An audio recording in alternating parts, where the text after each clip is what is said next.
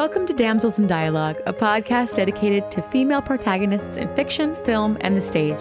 Co-hosted by Katie Zutter and India Marie Paul. For our inaugural season, we will be focusing on 8 animated heroines from Walt Disney feature films. This episode, we find ourselves on the beautiful island of Kauai, where aliens invade and Nani gains a new Ohana.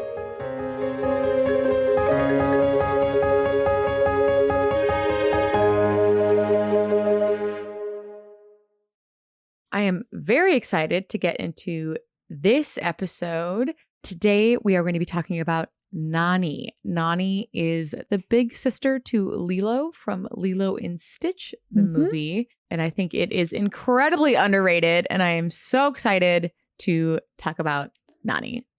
Yes, she's amazing. And I forgot how much I absolutely adored this franchise, because it is a franchise. Oh, truly, truly.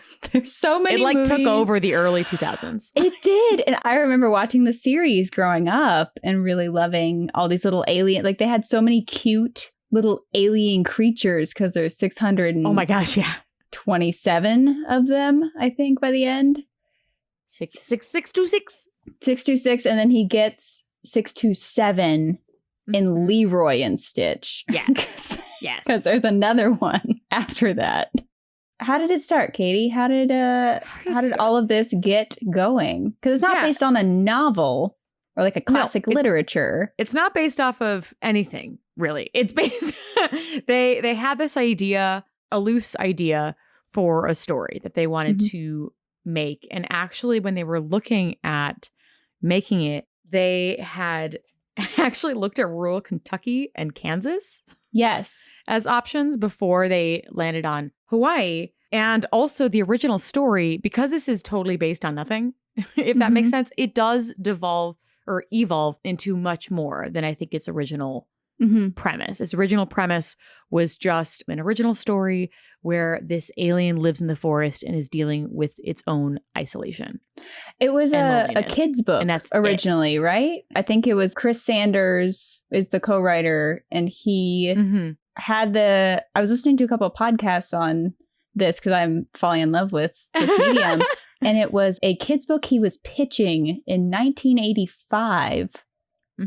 With Stitch in a forest. And no one picked it up. No, because it didn't evolve into something that was truly brilliant until later. Yeah. So it wasn't from anything. It was just his own thing. Yeah. So it went through lots and lots of rewrites and manipulations. And the actors actually played a really big factor into this too. Because once they decided to have it in Hawaii and they cast it and they started working on actually recording sounds and things like that, the two actors who played Nani actually and David. I am going to butcher their names, but I'm going to attempt because I want to give them credit. Tia Carrere and Jason Scott Lee. Now that one.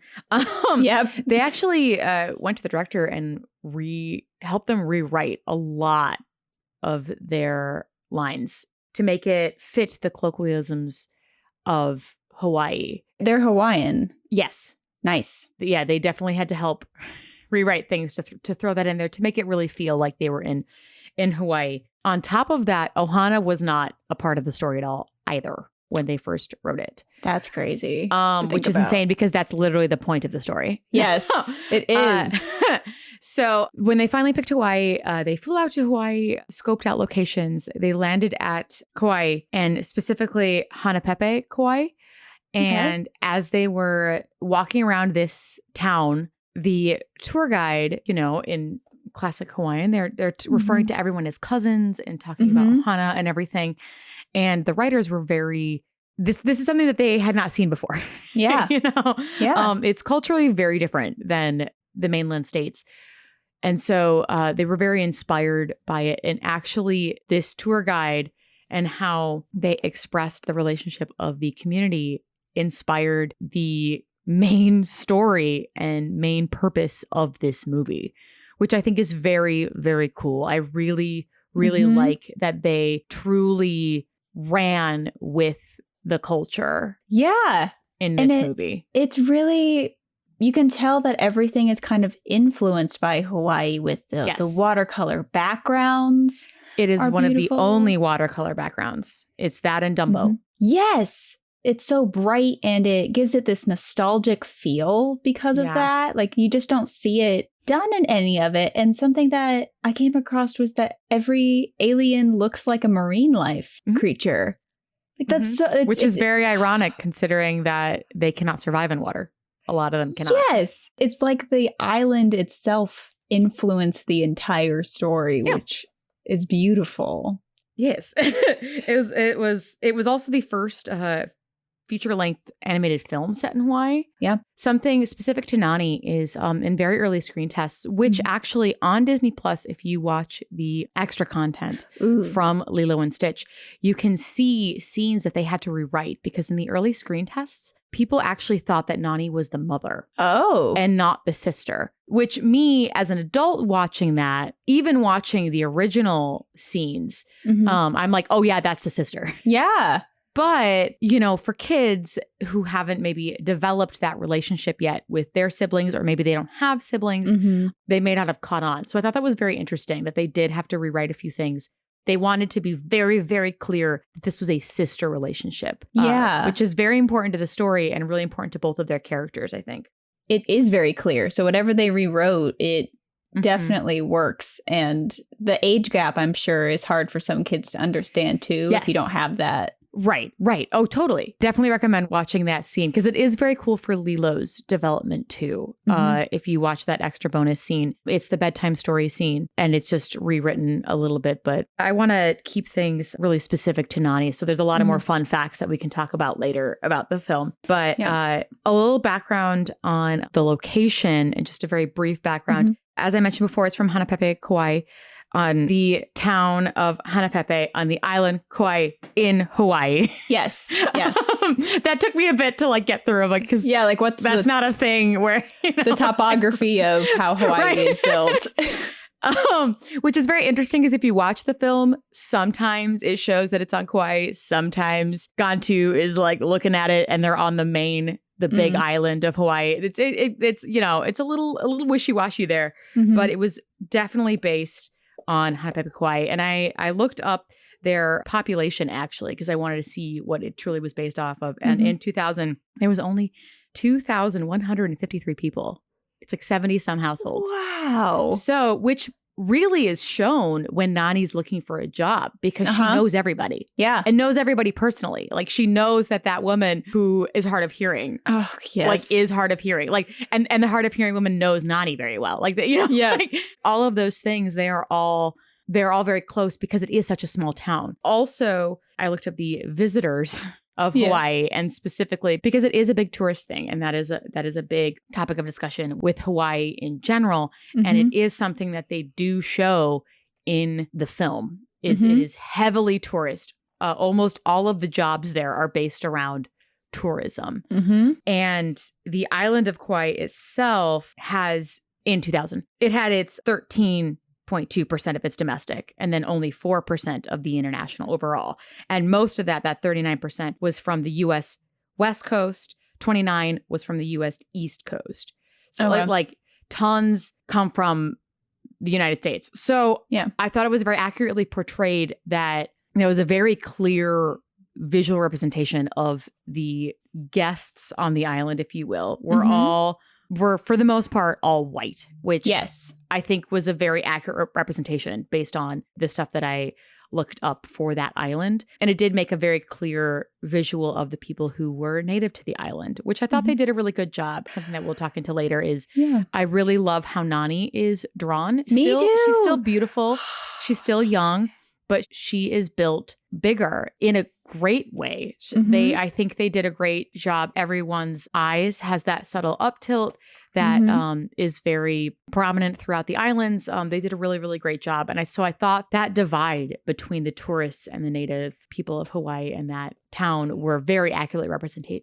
Yeah. In general, really cool. The drawing of everyone in it is non-traditional Disney when you think about the women in it with the men in it, like the guy with the ice cream, and Lilo celebrates it. Yeah. Oh yeah. It's just, sorry. I love the body diversity in this movie. and the diversity in this movie in general. Because you do have the Asian woman who's, when Nani's trying to get a job, and you have Cobra, who is Black. You have a main Hawaiian cast. And then the only main character who is white is a jerk. So, which is Myrtle. So like it's just it's a diverse cast that I just forgot just how much they kept that. They really did a great job. Big fan. Something that I'm just going to touch on is that, so they still used Hawaii, which is a real place. They still used Kauai, which is a real place, but they did not use the name Hanapepe. I could find very little about why, but from the research that I found, is I don't think they wanted people to Google it and find what was attached to it. Hanapepe in the 1920s. Well, first off, it is one of the very few islands or cities on this island that existed before plantations. Oh. This is a very, very old community of people that has also been talked about and is known as kind of a very strong and long surviving community. In the 1920s, there was a massive massacre of the town. And so it's when you Google that, that's the first thing that comes up. So that's the only thing I can think of that Disney didn't want to exploit it or association. Yeah. I mean, the exploitation, you already have the island name, and the island's not that big. You have, the location. Yeah. But I'm thinking it was that they didn't want that connotation with it. But I don't know. Either way, the town has survived and it's beautiful. I really appreciate how strong it is as a community. And then one more thing I wanted to touch on before we get into the movie itself was I actually looked up child services in Hawaii. Yeah. Because I just wanted to know how accurately that was portrayed. Something that they don't mention in any context in the film, in the TV show, anywhere is when their parents died. Yes. We do get, from just everything happening, you do get that it didn't happen super recently. Like it didn't happen last month because both of them are able to function. Obviously, they're both going through their own traumas. Yeah. But it is not a fresh wound. However, it did happen. The guesstimate is within the past year. Yeah. Because Nani would not have been able to keep her if she was under a certain age. And Nani is 19 in it. So probably along the lines of a year ago is when this car accident happened.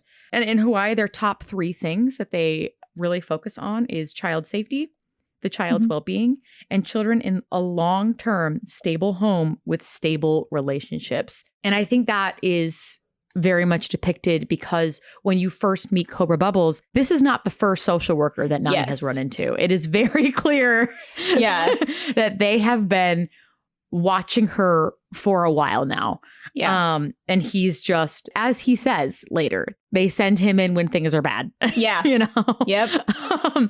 So she has already dealt with it a lot. They also, I noticed that very early on in their information that I found is that they are very committed to keeping any semblance of family together. They go as far as to describe, like, we will look up any like distant aunts and uncles removed to try and make sure that families are kept together. They try to keep people within the same villages, towns, cities, in the same communities so that people can be kept together, which is why it is not strange that Lilo's first choice and first pick of the social services was to stay with Nani. Yeah. Even though she was so young, it does, that all completely checks out because permanent placement with relatives is the priority. And like I said, Nani is 19. Lilo is only 7. But something also that I thought was interesting that they really got this down to a T. If something is wrong, they will sometimes take the child temporarily. They give you 3 days to clean up your act. And that is exactly what happened. Yeah. In the movie. They did not take Lilo, but Cobra Bubbles did say, like, you got 3 days to get a job, to get it together, Yeah. like, job, model citizen. Right. So that all checked out. So I really appreciate too how they truly went into detail and research and really checked all the boxes, if you will. Yeah. I thought that was very good. Yeah. Like they actually made sure that they obviously looked up some things about it and not just writing about it. And that's something that stuck out the most to me watching it as an adult. a lot of things stuck out to me, but that I don't know that I understood what social services were or a social worker was until I saw this movie as a kid. Oh, yeah. I don't know that I had any idea. Oh, even as an adult, I didn't realize that social services was run by the states individually. For some reason, I thought that it was like a government, like an overall like a federal government thing. And no, this was, I looked up the official statement of the Hawaiian Department of Services. So I've learned a lot. Well, yeah, it's such a, I mean, even just putting that in I mean, Disney's a huge company.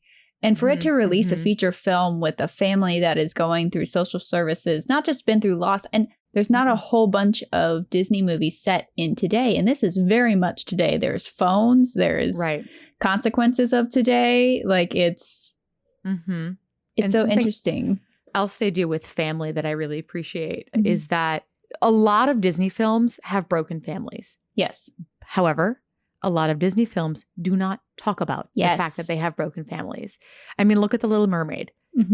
It's barely even brought up, if ever, in the first movie that their mom has passed. And that happens a lot. That happens a lot in the movies where it's like, oh, parents are gone, tragedy has happened, and it's just a staple. That's just what happened. And they, but here's the story, but tragic backstory. Whereas in this one, they live it, they acknowledge it, and it is a fundamental feature of the story, which helps define Nani as a character, Lilo as a character, and through their relationship, Stitch as a character, which is really important. I think it's really, really great and something that is very novel to Disney movies.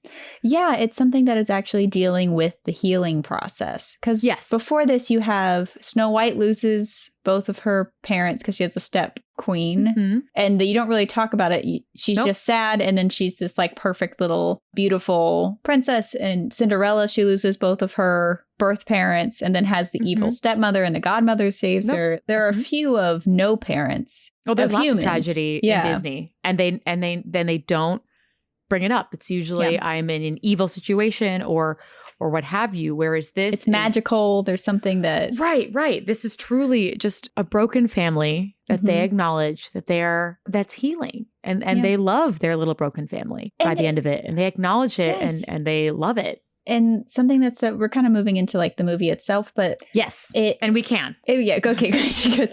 The physical nature of this family too, because Nani tackles Lilo. Lilo ends up punching Myrtle from the get-go. Like there's also this physical, messy nature about them that is so real. And I feel in the way they argue, like it feels like they're not trying to be clean or perfect.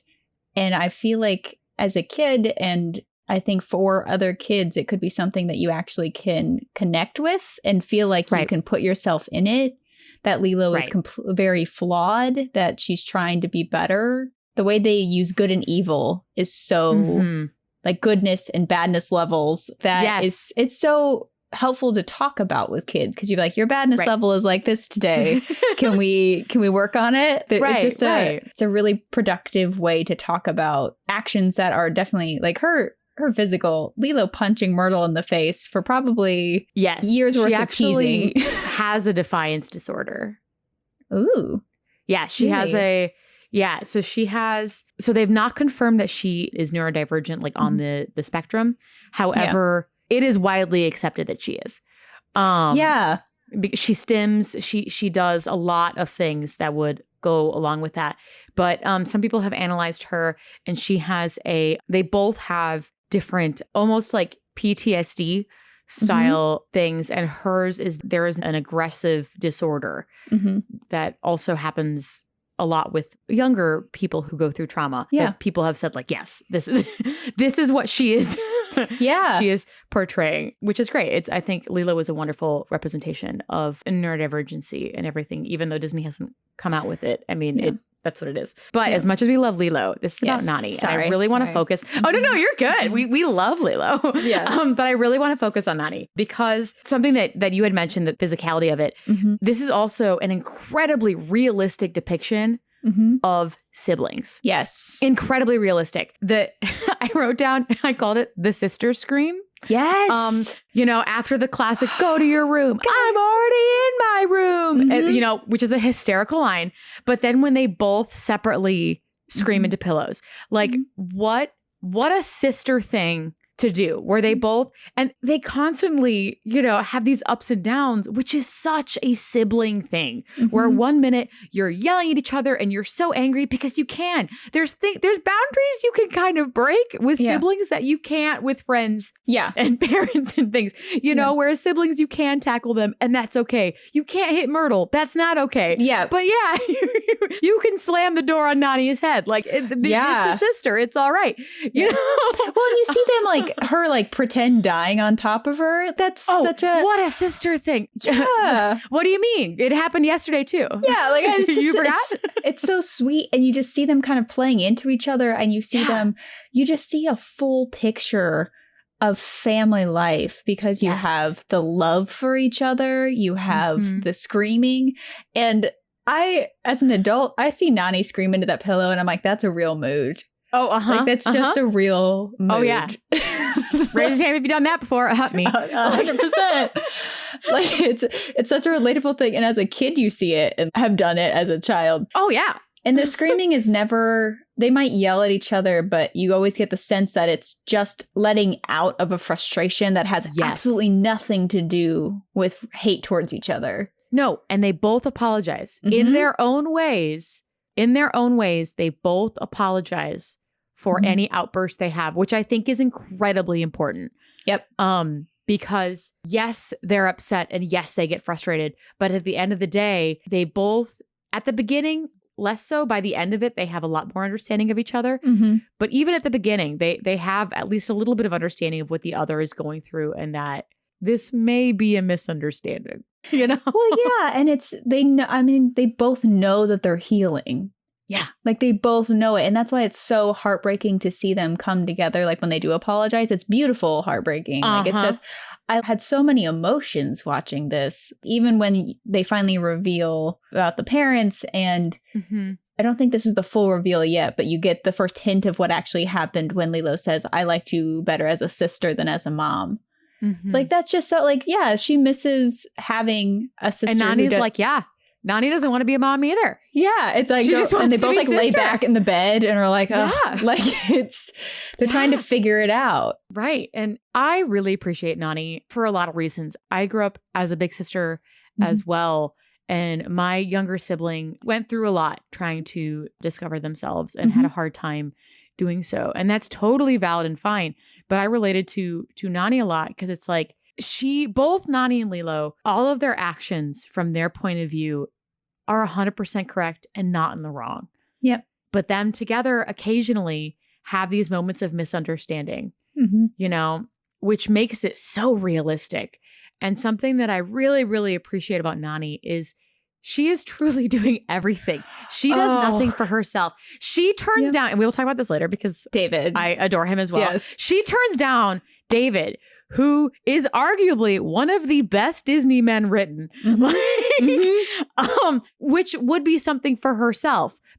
She turns him down because she is giving everything she has for Lilo. Yep. And even though Lilo unintentionally wrecks every opportunity Nani has, unintentionally, it's not even, you can't even blame her because she like truly doesn't know, wrecks every intention she has. And Nani still validates all, well, not all, but most of Lilo's tendencies and silliness. For example, a line that has been talked about in the show a lot of people have delved into this moment of Nani has now lost her job for like the millionth time. She's lost it as the waitress and comes back, and Lilo, in this one of those moments of her apologizing in her own way, very distraught, says, you lost your job because of me and Stitch, didn't you? And Nani says, no. He was a vampire who wanted me to join his member of the undead. Like I wrote that down because it's just moment. Yes, that moment has been talked about in so you can Google that moment and find just a plethora of conversations about it because that is something that Nani does throughout the film. That's just the biggest moment where she does it. She could be angry at Lilo. She has every right to be angry at Lilo. Yes. But instead, instead she chooses to not blame her. No, it's just she is such a good sister figure. Like so better than myself. Good. I definitely would have lost it. 100%. 100%. Same. I think back to all the times that I got so frustrated instead of understanding and taking that time to be like, yes, it's Lilo's fault, but also not really. You know? Yeah. I mean, it's Stitch's fault, but it's Lilo's pet and Lilo loves Stitch. So it's she doesn't blame. She protects Lilo and her quirks so much. Yes. Like when she goes to get the dog. Oh, yeah. I love that moment. Yeah. It's like she goes to get the dog and Stitch isn't a good name. Yeah. She keeps the lady from saying Stitch is a bad name. Yeah. But she also, when Lilo's like, let's get a lobster, instead of saying that's stupid, she says, do we have a lobster door? No, we have a dog door. Like it's a type of reasoning that is not ever poking fun or belittling Lilo's quirky aspects or like her thoughts. It makes you feel so much for her when, from the point of view of Cobra Bubbles, you see, oh, this could be abuse. Yeah. You see her having to literally break into her house. Leave the stove on. Looks like right. All of these things, like the house is a mess. She can't cook. She has to, which is also very funny and very relatable that she can't cook. Yes, that everything is takeout. Everything he sees could be the signs of a toxic household. But from our point of view and what we see, Nani is truly a phenomenal sister and is just doing her darndest. But there's only so much you can do when you're 19. Well, that's what she's...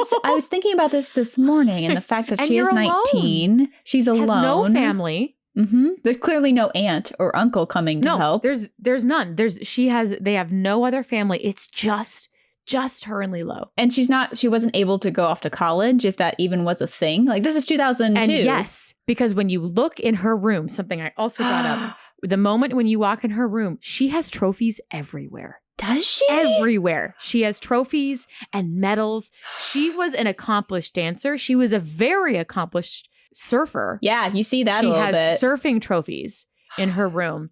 But she also, in my research into the character, was really excellent at chemistry and things like that. So it's like this girl had everything laid out for her. She could be anything. And then her parents passed away. And she is now focusing all of that energy into Lilo. Yeah. Which I think is incredibly commendable. Oh, that makes her so much more relatable just trying to get a job. Like that she's someone who's incredibly intelligent and just it's like the early 20s or like the summers between college gigs where you're just like, I just need something. Yeah. And watching the montage of her saying, I love coffee, like just trying so much to just get a job. Yeah. It's just, as an adult, you feel that struggle. And she never, I mean, clearly Lilo and Stitch ruin that entire montage. And she still never yells at them. She never blames them. Her and Lilo both sit next to each other and throw the papers and are exhausted. And she doesn't lash out. Nani has so many valid reasons to lash out at those around her. And occasionally she does in a sisterly way with Lilo. Yeah. But only when they're doing it to each other. When Nani is at a breaking point is when she's like, go to your room. Yeah. Yeah. She not once does she lash out at David. Yeah. And she could have. Yep. At the end of this incredibly hard day, they're sitting next to this. They broke the beach. They broke the beach. And David comes along. He's like, oh, hey, hey, Lilo, what's up? And then sees Nani. And like doesn't know what to say. And Lilo's like, we've had a really bad day. We've had a bad day. And Nani could be like, screw off, David. Yeah. Today sucks. And she didn't. She wasn't like, I can't deal with your shit right now, David. Yep. And something that I wanted to mention with Nani and him is that Nani is never drawn and never even insinuated as sexualized. Yeah. Ever. And she's wearing crop tops and stuff like that, which is fine. It's after living in Florida. Hawaii. After living in Florida for a couple of years, I own more crop tops than I have ever owned in my life. It's Hawaii and she's 19. Valid. Yeah. But something that I thought was very interesting is David is sexualized a couple times. When you first meet him, he is the hot fire spinner. And then immediately sets the stage on. Like you go from like really attractive guy to like quirky as hell. What a himbo. What a himbo. We stan a good himbo. But something else that's mentioned immediately after, which for kids is a butt joke and for adults is like a Lilo says, oh, she likes your fancy hair and your nice butt. Yeah. I read her diary. So that's the second time he's sexualized in one scene. And what's great about it is they don't dive into that because that's also kind of a kid butt joke. But it's Nani being a woman, like a grown woman. And the next line is not, oh, she likes my booty. The next line is he touches his hair. My hair is fancy? Oh, she thinks it's fancy? You know? It's like so good. Like, it's such a wonderful relationship that Nani so deserves to have this sweet, kind, truly caring, because in David's eyes, Lilo is just important to him as Nani is, because anything that's important to Nani is important to him. Yep. Well, and he said, I wrote it down because it hit me because there's been a lot of talk about some of the lines in like Frozen 2 where you have Kristoff saying, my love's not fragile and what do you need? He says that when Cobra Bubbles comes, and I don't want to like misquote it. David is also the most nonplussed human when the aliens arrive. Oh, I want to talk about Nani and the aliens. He doesn't question it a lot. Oh yeah, we're getting there. So much. We have so much on Nani. But David says, "Is there something I can do?" Is exactly what he says when he sees that Cobra has so he knows what's and she calls him. David is the one she's talking to on the phone when she catches Stitch at the refrigerator. Yep. So you know that it's something that is just kind of understood, even though they aren't officially dating, that he is part of the family, that maybe they grew up as best friends. Like there's just like he is part of the family already. And she clearly likes him. I mean, and you can see from that scene that he is part of the family, the scene where they're surfing, where he's like, you know what, I'm no doctor, but a cure, a cure for a bad day is a good surf. Yeah. It really showcases the family dynamic because you have the three of them and they're passing Lilo back and forth and they're all surfing and enjoying. And Lilo's so comfortable with David. And you see it through Stitch's eyes by the end of it. This is really the scene where Stitch goes from kind of a complete chaos gremlin. Yeah. He's still a chaos gremlin. Yeah. But he goes from his intentions of destroy to kind of want that. And the best part is that Nani and Lilo don't know they already have their family. This is it. This is their family with David, with Stitch, how much they enjoy each other. And they don't see it yet, but Stitch does. Yeah. Stitch sees it, and that's why he asks to surf again. He wants to have that. He wants to have that moment with them. And something about Nani and David as well in that scene is Nani kicks Stitch in the face to get Lilo from her. She saves Lilo. And she does save Lilo, and it's completely valid because from her, what's interesting about this movie is there is no true villain. Yeah.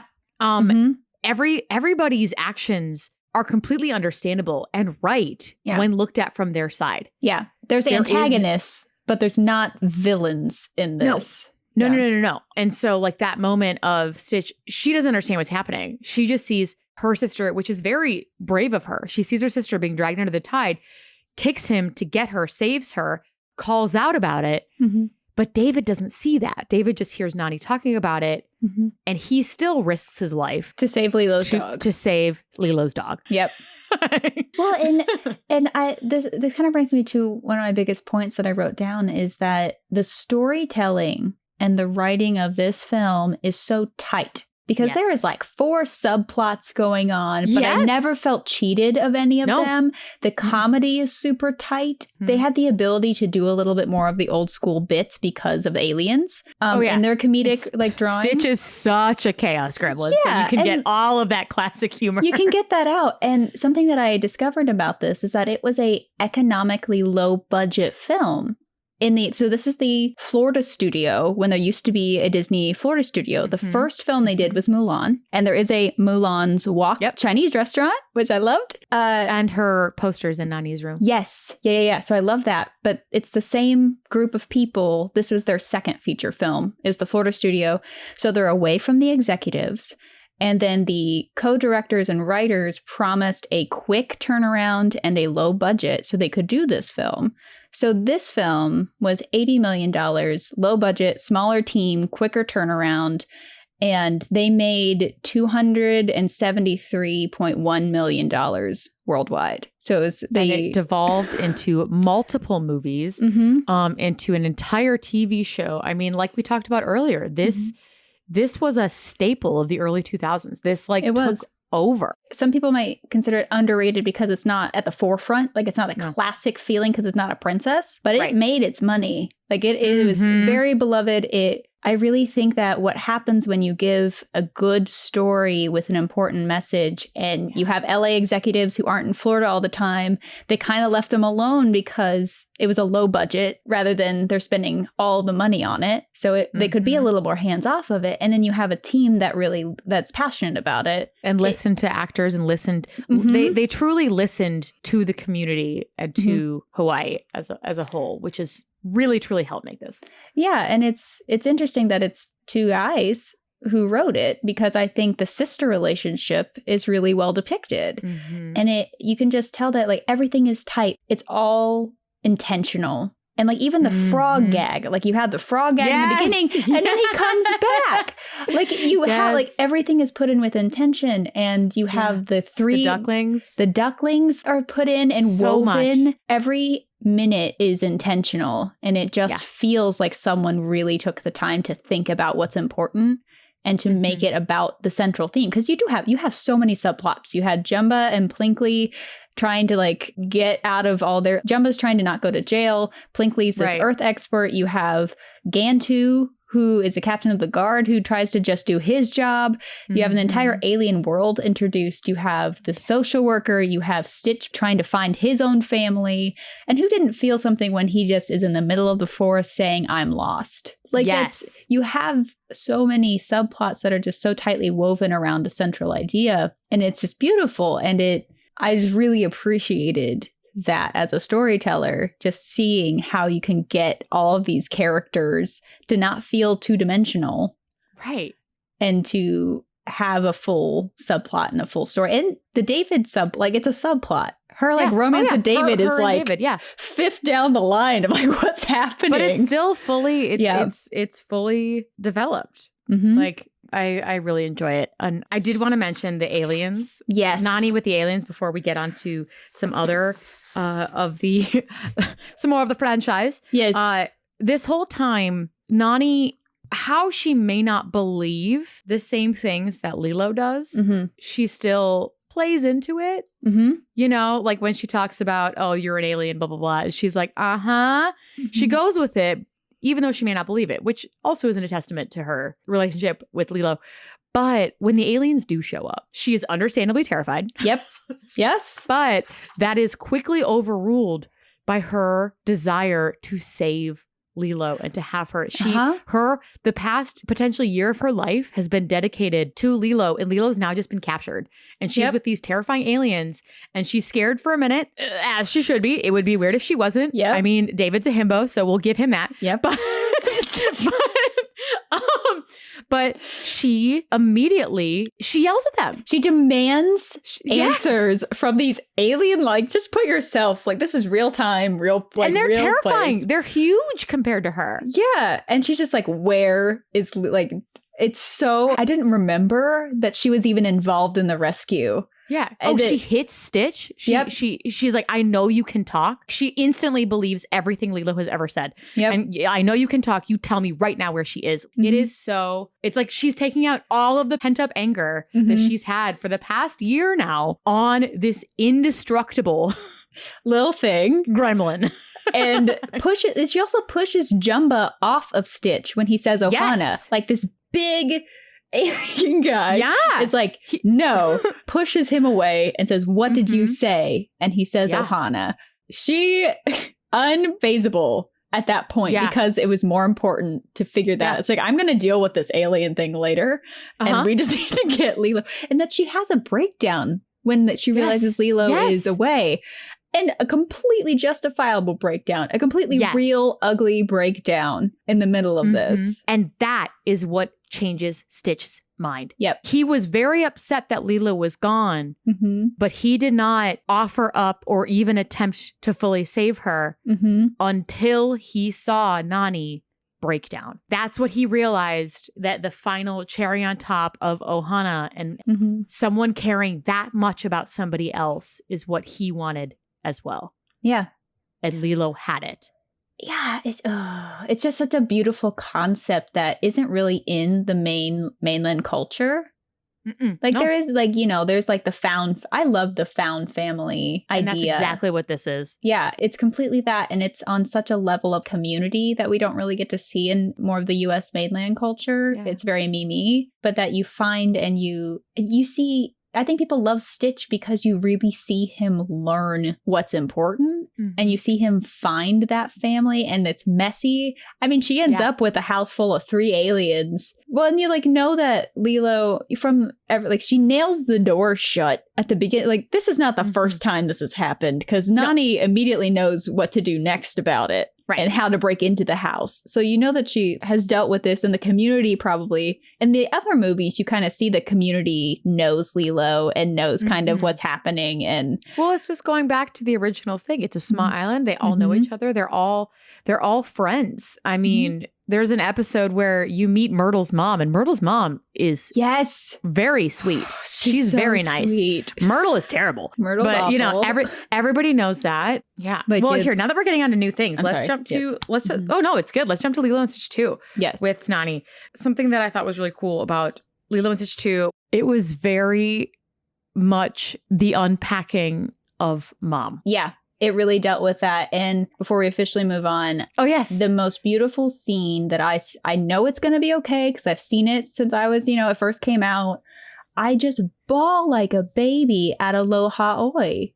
I bawl. You something that may make that even more impactful is this is also something I couldn't find confirmed, but there's talks of that Nani and Lilo are names taken from the last queen of Hawaii. And she's the one who wrote Aloha Oi. Just a beautiful, you see it, and she can't tell her. She can't tell her that she's going away because it hurts too much. And that you see her, the way they cuddle is just beautiful. Like Lilo right in her little crisscross and just with the flowers, and it's not overly auto-tuned like we see in some more recent Disney things. It's very it's pure. It's pretty a cappella. It's just a heartbreaking moment because you actually have to deal with the consequences of what a family breaking apart is in that moment of the movie. And I don't know that Disney movies really deal with that kind of real time. No, there might be an alien in it, but I can't, off the top of my head, I can't think of something that exists in today in real consequences and real life in that same way. No magic. There's the sci-fi element, which is also unique to a Disney movie. Right. But and the consequences of the technology too of then, because you have these, things that kids today might not understand is Lilo's attachment to the physical photo that is underneath her pillow of her parents, because in 2000, digital stuff. She has a film camera. iPods weren't invented until the early 2000s. Digital cameras were not popular or readily available to everyone. You couldn't save your stuff. It was to a CD was the first option, and even that was in 2000s. So she didn't have other versions, other copies of that photo. That was the only one she had.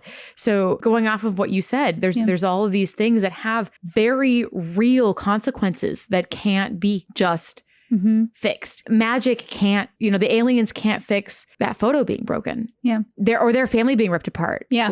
That didn't fix it. They decided to keep them together because they saw truly how the family dynamic worked. Yeah. That was what changed it. It was no intergalactic magic. There wasn't a godmother who came in and went, now you're together. Right. She really got taken away. She really got put in the car and then Stitch ran away. Put in the spaceship. Yeah. Until both of those moments where both Bubbles and the Galactic Leader realizing that they had truly changed. Stitch had changed and that Lilo and Nani were not what they had appeared. And that's why so they focused on Ohana, the concept of Ohana in the first movie, and then back to the second movie. You do get the introduction to the mom. And poor, Nani's still trying to find work. He's just constantly trying to hope to keep her job. That's just a constant thing she has to deal with in all of these movies. A beautiful thing that I thought, because as more movies are released, they definitely devolve into more kitschy money-making things. It's still very cute, still very fun. Yeah. Straight to VHS but or whatever it turns into more of a let's make cute stories to make money, to keep it going kind of thing, as opposed to the first one is definitely the most well-developed one, as most movies are. Yeah. So in the second movie, the movies are very hard to patch together the David and Nani relationship because it's not consistent. It's very inconsistent. However, that doesn't discredit how much they deserve each other and how good they are for each other. And in the second one, something that was cool about her and David's relationship that really attests to her as a person is she's not the insecure one here. It's so, when Plankley tries to help him, it's just... And terribly. Granted, Plankley doesn't do anything really well. And like, why would you trust the alien for dating advice? Like, Because he's a himbo. It's fine. We know that he's not the smartest, but that's fine because he's so sweet and so kind and so caring. And Nani's just like, I don't have time for this. Shuts the door in his face. Like, we'll talk about this later, but right now, I don't have time to deal with this. But at no point is she like, we're done. The first couple times he does it before she gets kind of annoyed with it. Yeah. She's like, right, David. Okay. You know, whereas he's like really concerned. He's like, oh no, she doesn't like me anymore. Does she like me? Like, can you validate me? Please, do you like me? Do you like me? Which is very cool. And I really appreciate that because it does not make him less of a man because he's still arguably drawn very attractive and very manly and very, you know, he's a fire spinner. And it's okay for him to be insecure about the relationship and she's not. And that is a fun spin. I really appreciate that. I think that is really cool. It attests to her character that she, after the first movie and going into the second, she knows who her family is. Well, and the epilogue of the first movie is beautiful because David is in everything. Yes. He's in everything, and all the pictures at the end are wonderful because they go to Graceland together to visit Elvis's place. And Cobra is like at her birthday party and like babysitting her. The epilogue just shows he's part of the family. It's this unspoken. They have dates. Yeah. Which of course none of them have food that she's made. It's all like take out around the fire. And I'm like, I feel that. But they have moments too. And there's no need for them to have a kiss at the end. To know that they're together. God, I just want her to have a dating life. Just know. Like she just never, she never gets it, but you know they're together. You know they end up together and they both balance each other out really well. Yeah. I just, that was something that I did appreciate of Lilo and Stitch 2, that was a fun twist on their relationship that was really cool and very valid for Nani's character. And then something else that I wrote, because like this kind of made me tear up, was one of the moments in the story, because like we mentioned earlier, this is very circled around mom. And the thing that they are both doing is they are both, Nani not realizing it, Lilo very much intentionally comparing themselves to mom. Nani doesn't realize it. She has those moments where she's like, oh, I just want to have a family dinner like mom does because that'll make everything better. But she's not realizing that she's comparing herself until the moment when they're laying in bed and Lilo was very upset. She's like, if I don't win this competition, I won't be like mom and she will be disappointed in me. Yeah. And Nani's like, no. Mom will be proud of you for being you. Like that's what mom would be most proud of you. And the moment that made me tear up was when Lilo looked back at her and said, you too. And she just said, thanks, Lilo. And like, and they took the couple of seconds to draw Nani realizing it. Which was so important. Yeah. They took her and you saw drawn her realizing that she also was unintentionally comparing herself to mom. And I thought that was so powerful. Yeah. I was not prepared to cry for the straight to VHS, straight to DVD Lilo and Stitch 2. I just was like not ready for it because it is that secondary. It's like a Disney Toons studio, so it's not the main one, and it still had all the heart. It's also the third movie. It's the third movie in the franchise. Yes. Yeah. Even though it's called Lilo and Stitch 2. The second one was Stitch the movie, which was very much built to be an intro to the TV series. Yes. And then that Lilo and Stitch 2 goes like right behind Lilo and Stitch chronologically. It's kind of like dealing with the fallout of the first movie when they're still kind of figuring themselves out. Nani has no help at home. She's not just dealing with Stitch. She's not just dealing with Lilo. She has these 2 aliens living in her house who do not help her, who tear up her entire place. They try. They mean well, but she's like mothering. They don't understand. 2 adults, 2 adult aliens. A small alien. She needs a vacation by herself. Her and David need to go on a vacation by themselves. That's what Nani deserves. Just give her a day off. She deserves a day off. And that's why I find it so fun when she does like force fun for the alien party. And she like makes popcorn and alien head things that they all wear, which is really funny. It's bug because they're watching a bug movie. Yes. So it's all bug themed. Like she's trying makes the eyeballs. Right. And that attests to what their mom is like. Yeah. That they all had that kind of like darker humor. Right. But the mom has the quirkiness that Lilo had. Yep. She tries and she's falling asleep when David's trying to like say, oh, you did a really good job. She's so tired. The poor thing. Oh, yeah. Oh, yeah. She just tries so hard. Ugh. And just to touch on the next few movies, I'm not going to go into great detail about them because they're great. They're really great. And I recommend them. They're fun, but they are definitely more kitschy money makers with a little bit. So there's not a whole lot to dive into because they still have the running gag that Nani can't find a job. Yeah, she gets less and less developed. Right. They have lots of running stuff, which is fine because the focus is not Nani. The focus is Lilo and Stitch, and specifically Stitch. Yeah, because he was the one who really took off in this. But yeah, in that it does make the relationship timeline does get kind of weird. So, but that's all I'm going to say on that because it is kind of strange and that kind of stuff I'll talk in after hours. But the TV show, there was an episode that I did want to bring up in the TV show. It is season 1, episode I think 35, and it's when they're turned into babies. This side note, this little Stitch reincarnation is so stinking cute, and the premise is it can turn people into babies to cause mass chaos. So something that relates to Nani in that is that Lilo now is the big sister suddenly of all of the people that Nani takes care of. Now it's Lilo's turn to take care of all of them. And there's a line she says, and I know it's a little forced, but she says she's running after Nani, and she's like, "How many times have you told me that you can't play in the dryer?" The dryer.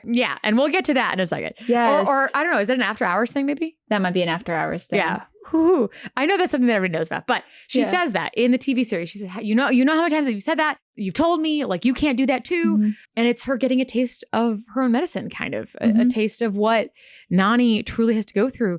And she says it a couple times throughout the TV show of like, I don't know how you do this, Nani. Yeah. I can't be a mom. I'm just a kid. It's like, oh. She like nails the coffin. Like, yes, this is what, and which is really, I think is, even though it was kind of kitschy, was very important for everyone to see. Because when they finally get big again and everyone's back to their own age and everything, she does have this deeper understanding of what Nani's going through because Nani still is a kid. She's only 19. Like, she's still a kid. God, you know? It's so, I really enjoyed that. And there's a series, I started watching some of it just, I remember it growing up because there was just so many. The series was fun. It was so fun. And there's one that when I was rewatching in the early part of season 1, it's the biggest fears. Like, it's someone who exposes the fears. It's the Phantom. And Nani's biggest fear is losing Lilo. It manifests as Cobra Bubbles coming to take Lilo away. Her biggest fear is a broken family, and her biggest fear is losing Lilo. So knowing that, and I watched that before I rewatched the movie, and I'm like, that's it. This is her worst nightmare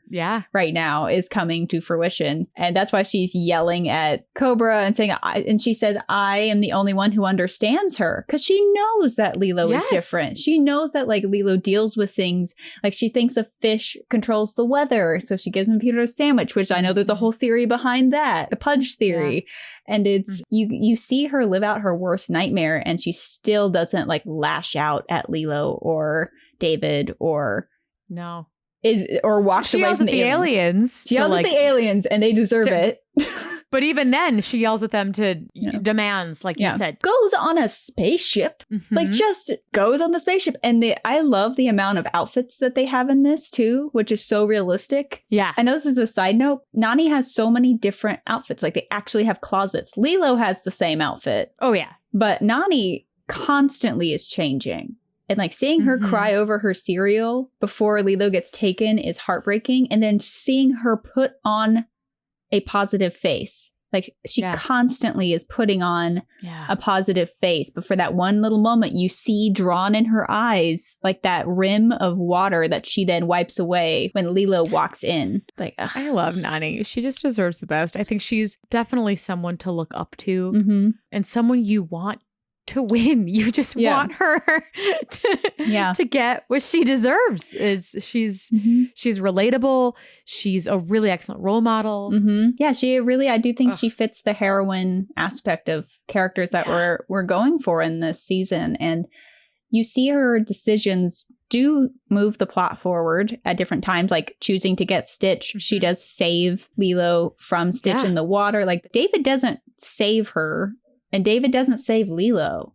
No, Nani saves Lilo. Right. But it also helps show how much Nani's doing. And like Stitch Lilo. Does the big heroics, with because he's the alien. But that's because he's an indestructible chaos gremlin. But Nani doesn't stay. Like Nani doesn't stay on the island and the aliens go save her. Like that's a pretty bold decision to make compared to like they could have just left her and they're like, we'll be back. But instead she's on the spaceship with these two aliens as Stitch goes to try to sit. Like I forgot that she doesn't know what to do. Right. And she's fine with that. She's fine that she doesn't know what to do. She just needs to do something. Yeah. Because she's not thinking of the ideas of what to do because she doesn't know. And that's fine. She's in there getting ideas from others, being like, what do we need to do? Well, then do it. Get it done. Yeah, I'll deal with whatever is happening right now later. Just do it. And I think that's great because it's that grasping at straws moment that is so relatable, I think, in real life. Because in real life, you don't always know what to do next. Just that you have to do something. Yeah. As an adult, I far more relate to her struggles of just trying to keep life happening when you're not necessarily great at it yet. Like I can't imagine. And she's not even just keeping life together, like not keeping Lilo. She is the amount of money she spends on everything because she's keeping the house. They also make a very big point in the first movie, which in the later movies they don't, which is a little frustrating, that they never drive. Yeah. They really, really try not to drive. It is very clear that Nani goes in and out of town on her bike. Or runs. Yes, she runs. Yeah. Obviously, it's a small town, but still. But she also pays for Lilo's eccentricities and the things that she enjoys. She goes to hula, like in all that, which is very important for the family. The whole family as a tradition. Nani has done it and won awards for her hula, and she wants to keep that family unit and tradition alive. She's paying for a lot of things. It's not just she's paying for a lot of things in an expensive state really with a minimum wage job. Like that's when the house blows up in the first movie. I'm just like, and even Cobra Bubbles, the way he says it is like he's also devastated for them. Yeah. And he does say about your house. So, like they help, like that they actually help them rebuild. And you see David, you see the aliens, you see Nani with a hammer, like you see them rebuilding it together, which is also really beautiful. And they use parts of the spaceship and they use I don't know. It's really, I'm really happy that you glad picked her. We went there. Yeah, I love her. Yeah, because it's a franchise based around Stitch because he is this lovable, he's the evil little monster inside all of us. Oh yeah. Everyone wishes they could be as chaotic as Stitch is. He fulfills that inner chaos that we all have and is still this fluffy little like demon alien. Stitch is the thing that made the money. Yeah, Stitch made the money and he is the merchandise. And that's what Nani is just such a really great character built in that could easily have just been an annoying sister. Right. This didn't have to have all these subplots, like you said. So many. Intricately and beautifully woven in. And it doesn't feel too much. Yeah. Nothing feels forced in the first movie. I could follow it. Yeah, I could follow all of the subplots. The more you watch it, the more you kind of dive into the characters. You could tell that there was care taken into not just the backgrounds, but the animation itself, each character's development.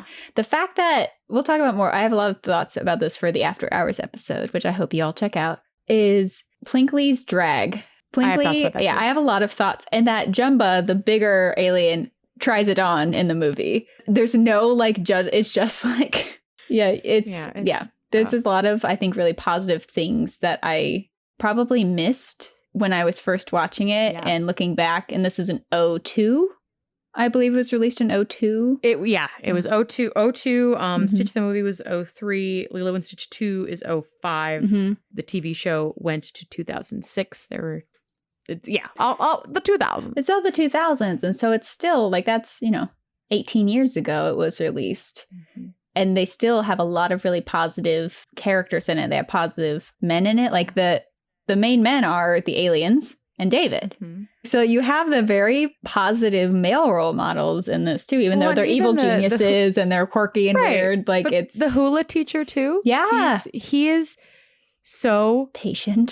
So patient and kind. This movie, I highly recommend for everyone to watch. I do. At all ages of life. All ages. You get different things at different ages, because I definitely got different things from it as an adult. And I think it's really great for any kid who feels a little different, because there's so much to be explored in Stitch's discovery that he doesn't have to be evil, that he gets to choose how he reacts. You have Lilo. I think it's a stronger sibling relationship than Don't At Me.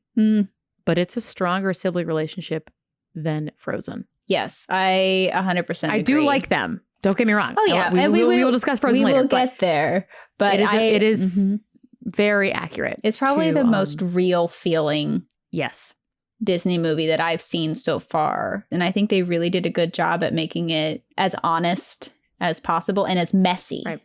As absolutely in a messy. Great way.